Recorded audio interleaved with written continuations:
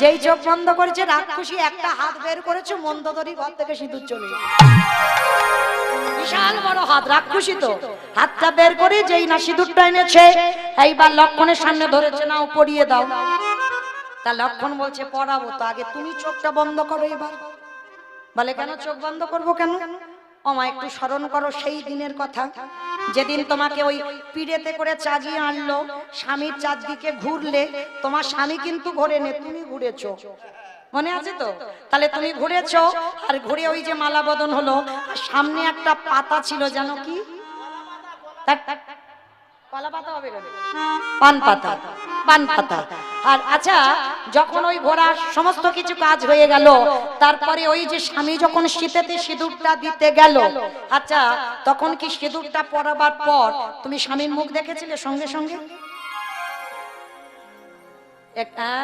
একটু স্মরণ করো, পিছন থেকে একজন একটা ঘোমটা নিয়ে ঢাকা দেয়নি? এইটা শুধু আমাদের সমাজে নিয়ম নয়, এটা সেই রামচন্দ্রের ত্রেতা যুগ থেকে নিয়মটা হয়ে আসছে। তা লক্ষণ বলছে সিঁদুরটা পরাবো, এখানে তো কোনো লজ্জাবস্ত্রের কাপড় নেই, তার থেকে চোখ বন্ধ করো। বলে ঠিক আছে, চোখটা বন্ধ করলাম। রাক্ষসী চোখ বন্ধ করেছে, এইবার সিঁদুর কৌটোতে হাত দিয়েছে, কিন্তু বাবা পরানো হলো না। লক্ষণের পিঠে একটা যন্ত্রপাতি ছিল, কি জানো? কাটারি, কাস্তে, কোদাল, তীর ধনুক। বাহ, তীর ধনুক ছিল, একটা তীর টেনে বের করেছে, আর ওই যে তীরের আগাতে যে ধারালো চকচকে ফলা, ওই ফলাটা দিয়ে প্রথমে নাকটাকে আগে রাক্ষসী ধরে। হ্যাঁ গো, সিঁদুর পরাবে তা নাক ধরছো কেন? আরে বাবা তুমি চোখ খুলো না, নাকটা ধরছি এমনি এমনি নয়, তুমি আমার থেকে একটু লম্বা হয়েছে তো, ওই জন্য ব্যালেন্স পাচ্ছি না, ওই জন্য নাকটাকে ধরে। ও তো তাহলে ঠিক আছে, নাকটাকে ধরেছে, পিঠে ওই যে তীরটা টেনে বের করেছে, তীরের আগাইতে যে ফলাটা ছিল চকচকে ধারালো, নাকটাকে আগে ধরেছে, পরে কানটাকে ধরেছে, ধরে বাবা ওই চকচকে অস্ত্রটা দিয়ে একেবারে, আর যেই না নাক কানটা কেটে দিল, রাক্ষসী নিজ রূপে ফিরে এসেছে। রাক্ষসী রূপে ফিরে এসে বলল, ওরে অপদার্থ, ওরে পাপিষ্ঠ, তোর এত বড় স্পর্ধা! একটা নারী একটা পুরুষকে ভালোবাসার কথা বলতেই পারে, তা বলে তোর এত স্পর্ধা, এত বড় স্পর্ধা, তুই আমার নাক কানটা কেটে নিবি? আমি তোকে ছেড়ে দেব না।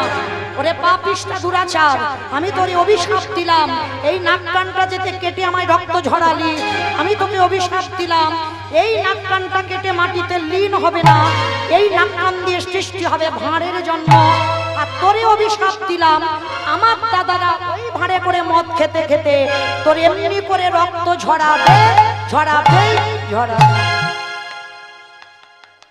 মিলিয়ে নেন, পাপ ছাড়ে না বাপকে। শুধু আসলে কেমন হয়ে গেল, সেই যে রাবণ কুম্ভকর্ণ, কে এলো? কলিকালে জগাই মাধাই। বোতলে নয়, 80 ভাঁড় করে খায়। এ জগতের ছেলেরা বোতলে খেলে বাবা মাকে চিনতে ভুলে যায়।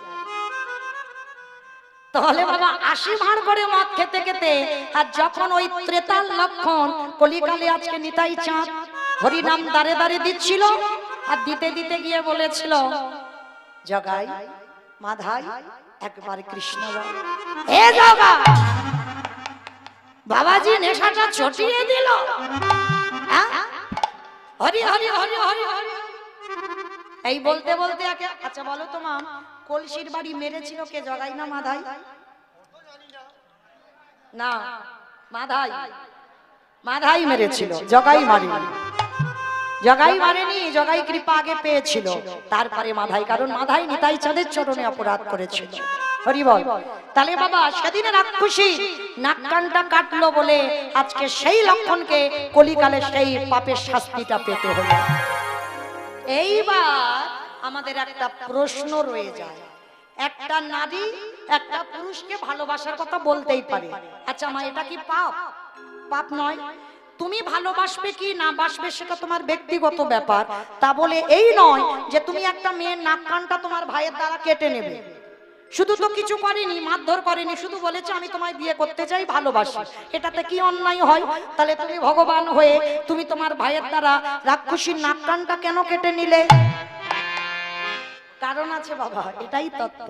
কারণ ওমা তোমাদের এদিকে সূর্যগ্রহণ চন্দ্রগ্রহণ হয় তো? হ্যাঁ, আচ্ছা মা, গ্রহণ লাগলে যদি অন্যের হাঁড়িতে মানে ভাতের হাঁড়িতে অন্যের হাঁড়িতে অন্ন থাকলে আপনারা সেবা করেন না? আচ্ছা জলের কলসিতে জল থাকলে ফেলে দেন, আলমারিতে টাকা থাকলে ফেলে দেয় ওটাও ফেলে দেয়। বাহ, সব জানে। কারণ গ্রহণ লাগবে না যদি একটা তুলসী পাতা দিয়ে রাখা যায়। আচ্ছা বাবা, এখানে গ্রহণের খবরটা কেন এলো? এটাই তত্ত্ব।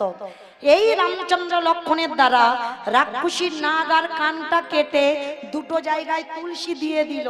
কেন? যেন কোনো পুরুষের ওর প্রতি আর নজর না পড়ে। কেন? চরণটা দেখে বলেছিল একটা রাত যদি আমার হয়। তাহলে ভক্ত তো চেয়েছে, তাহলে ভগবান বলল আমাকে তো চাইতেই হবে।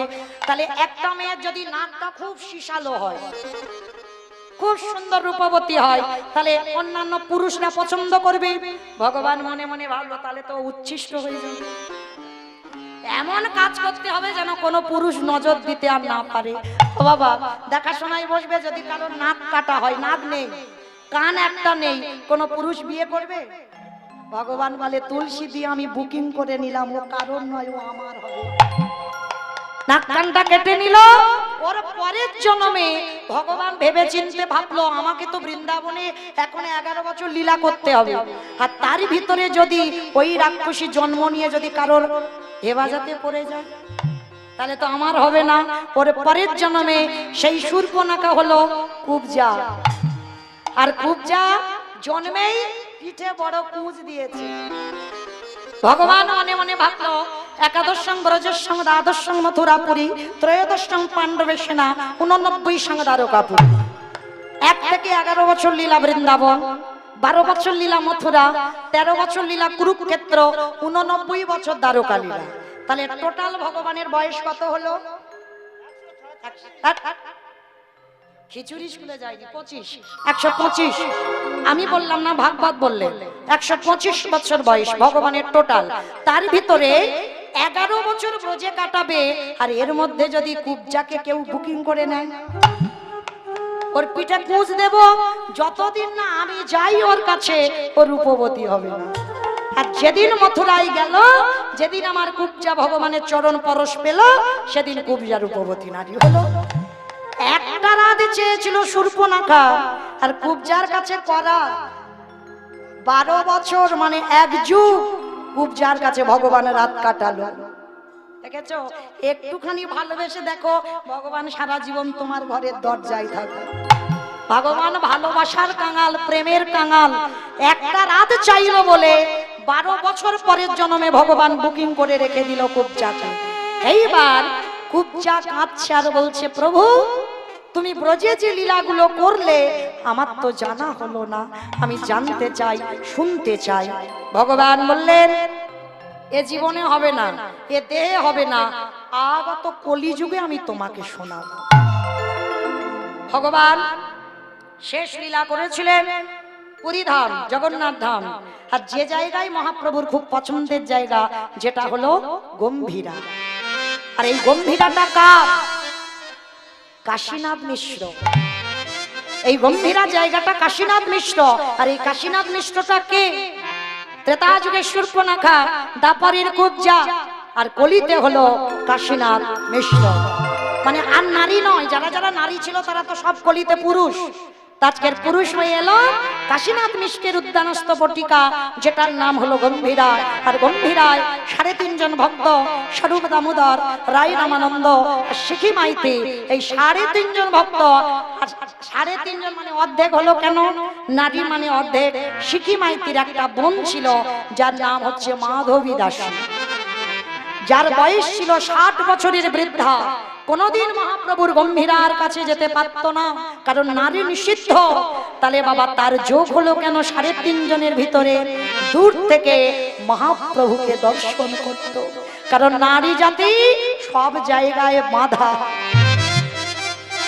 আজকে সেই চৈতন্য মহাপ্রভু আজকের কুবজাকে শোনাবে বলে কাশীনাথের বাড়িতে ওই লীলা রস আস্বাদন করতেন।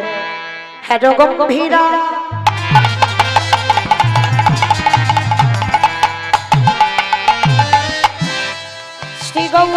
ভাবনা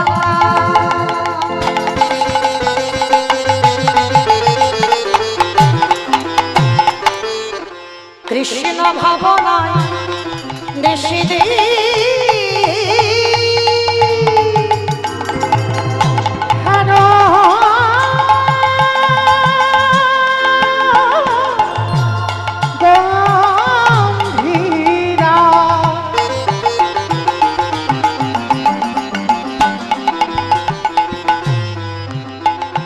আমার শ্রী গৌরাঙ্গ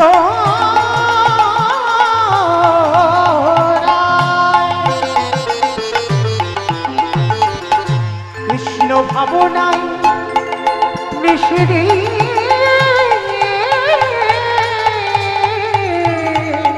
আরে বিরহ বিকারে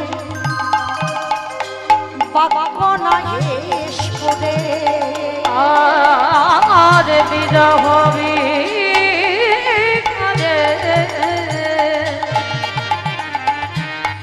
বাক্য নাহিস করে আজ কি হতে কি কবে ভেবে তো আরে বিরহ বিকালে বাক্য নাহি স্ফুরে কি হতে কি করে ভেবে তনুকি আমার প্রভু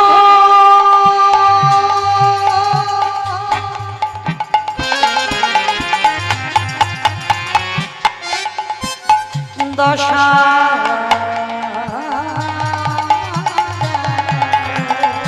বলে আমার প্রভু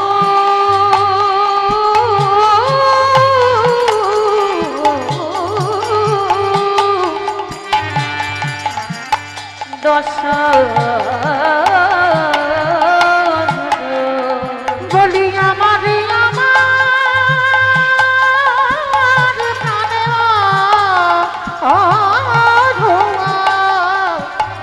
আমার প্রভু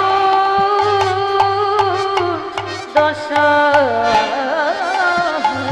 কি হতে কি করে ভেবে তনুকি কি হতে কি করে ভেবে তনুকি কি হতে কি করে ভেবে তাহলে মায়েরা পরিষ্কার বোঝা গেল ত্রেতা যুগে সূর্পনাখা, দাপরের কুবজা, আর কলিতে হলো কাশিনা।